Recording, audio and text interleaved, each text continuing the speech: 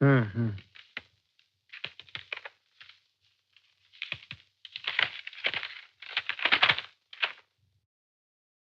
হুম,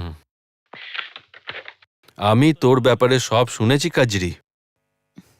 তুই রঞ্জনকে বিয়ে করতে চাস না?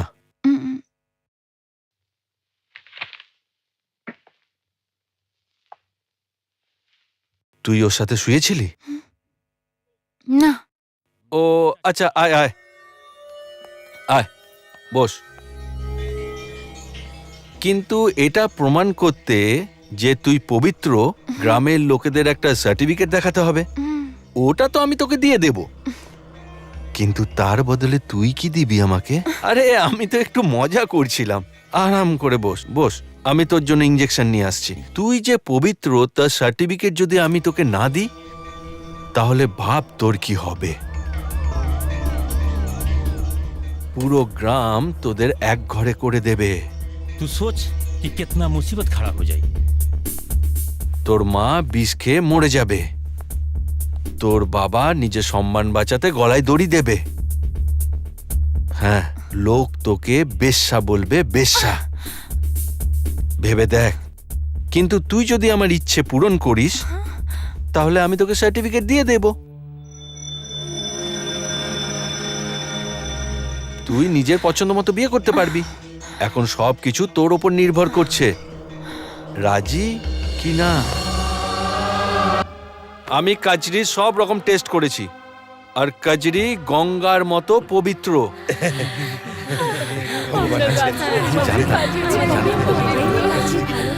আরে আমাদের কাজরি একদম পবিত্র। আমার কাজরি গঙ্গার মতো আমি জানতাম। পবিত্র। আমার কাজরি একদম পবিত্র। আমার কাজরি ঠিক আছে। ভগবান তোমাকে অশেষ ধন্যবাদ। ভগবানকে প্রার্থনা করছিলাম, ভগবান তার কথা রেখেছে। আমি একটু বৈদ্য বাবুর কাছে যাচ্ছি। কাল রাত থেকে তোর বাবার শরীরটা একটু ঠিক নাই, তাই জিজ্ঞাসা করে আসি। কিছু ঘাবড়ানোর তো ব্যাপার নয়। আমি তোকে বলছি, তুই শুনছিস নাকি? কি হয়েছে তোর? আমি কবে থেকে দেখছি একদম চুপচাপ থাকিস। তোর শরীর তো ঠিক আছে? বুঝতে পেরেছি। অনিরুদ্ধের কথা মনে পড়ছে? আরে ও বলেছিল কি তাড়াতাড়ি আসবে। আচ্ছা আমি আসি, বৈদ্যবাবু বেরিয়ে না যায়। মামনি একটু বাইরে ঘুরে আয়, ঘরে বসে বসে কি ভালো লাগে। আচ্ছা তবে আমি আসি, তোর বাবার জন্য ওষুধটাও নিয়ে আসি।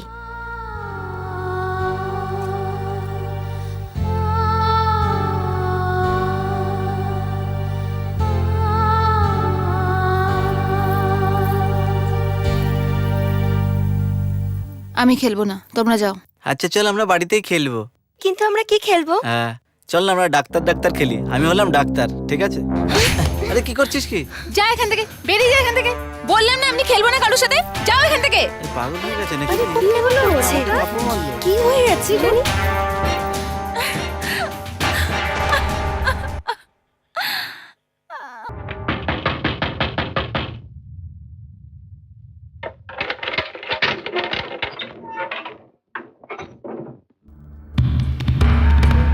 ডক্টর বাবু দেখেছে।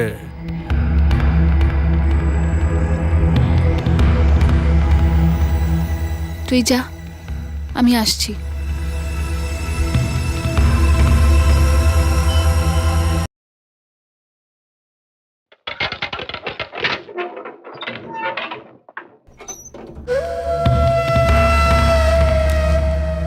ডক্টর বাবু ডেকেছে।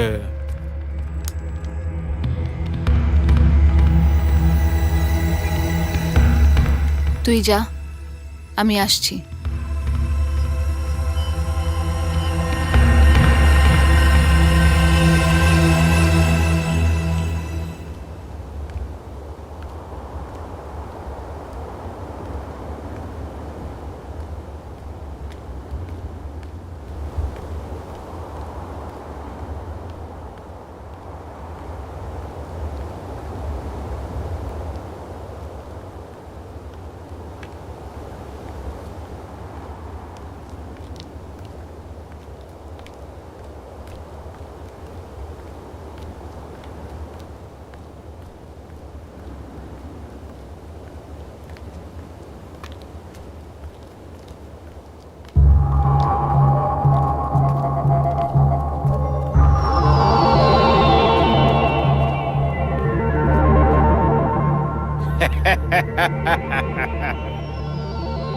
তুই তুই এখানে কি করছিস?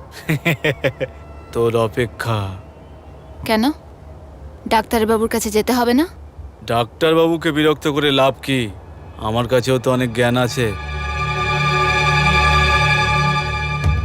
ডাক্তারবাবুর ব্যাপারটা খুব বেশি মজার ছিল।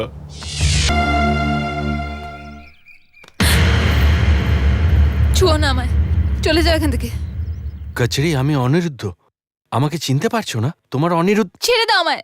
তুমি ওদের মধ্যে একজন। কচরি, আমি বললাম না কারোর সাথে কথা বলবো না। কচরি, আমার আমি ছেড়ে কথাটা দাও তো- ব্যাস। কচরি, আমার কথা আমি শোনো। বললাম ছেড়ে দাও আমায়। কচরি, আমি চুপ, কারোর সাথে শান্ত হও কথা তুমি। বলবো না, যেতে দাও আমায়। কচরি,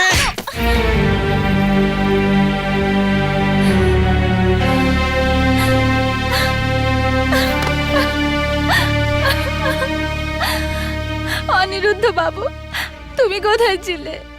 কোথায় ছিলে যখন আমার উপরে দোষ লাগিয়েছিল? কোথায় ছিলে যখন আমার ধর্ষণ হয়েছিল? আমি তোমার অনেক অপেক্ষা করেছি, কিন্তু তুমি আসতে অনেক দেরি করে দিয়েছো। ডাক্তারবাবুর থেকে নিজের পবিত্রতার প্রমাণপত্র নিতে নিতে আমি অপবিত্র হয়ে গেলাম।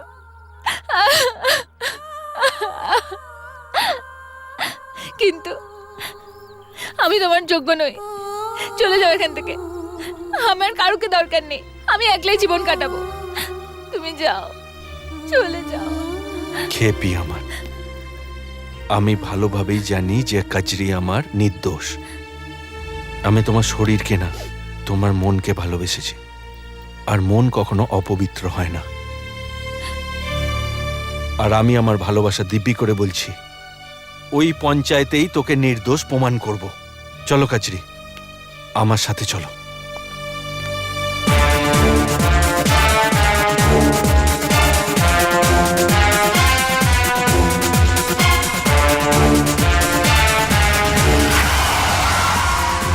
আরে আরে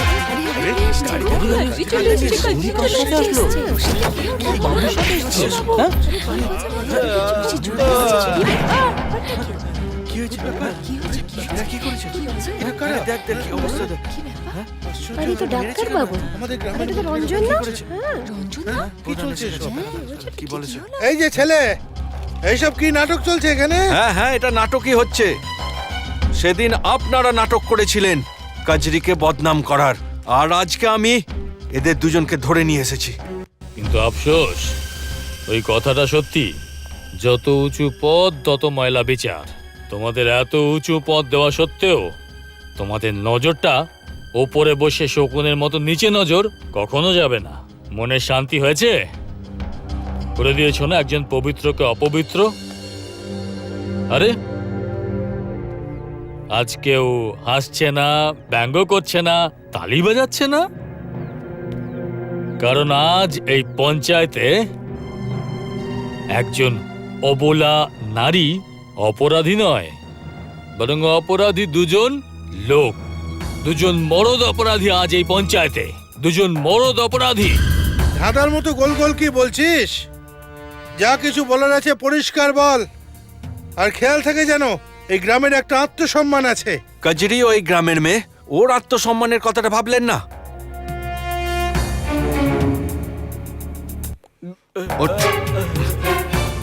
তুই নিজের মুখেই বল, সেদিন কি করেছিলি ক্লিনিকে কচরির সাথে? কচরিকে ইঞ্জেকশন দিয়ে অজ্ঞান করে রেপ করেছিলাম।